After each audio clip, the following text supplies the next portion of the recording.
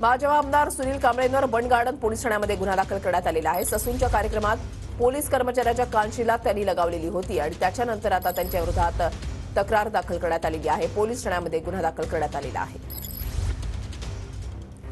योगेश बोरसे आमचे प्रतिनिधी या संदर्भातली अधिक माहिती देतील। योगेश, वृषाली, भाजप आमदार सुनील कांबळे यांनी काल ससून रुग्णालयात जो कार्यक्रम पार पडला त्या कार्यक्रमादरम्यान एका पोलीस कर्मचाऱ्याच्या कानशिलात लगावली, तसा व्हिडिओ सुद्धा सोशल मीडियावरती व्हायरल होताना पाहायला मिळाला।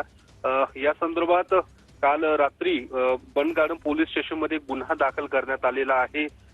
मी मारहाण केली नसल्याचं सुद्धा स्पष्टीकरण कालच सुनील कांबळे यांनी दिलेलं आहे। मात्र तरी सुद्धा या सगळ्या प्रकरणासंदर्भात आणि एकूणच तपास केला असता बंड गार्डन पोलीस स्टेशनमध्ये काल रात्री उशिरापर्यंत सुनील कांबळे यांच्या विरोधात गुन्हा दाखल करण्यात आलेला आहे।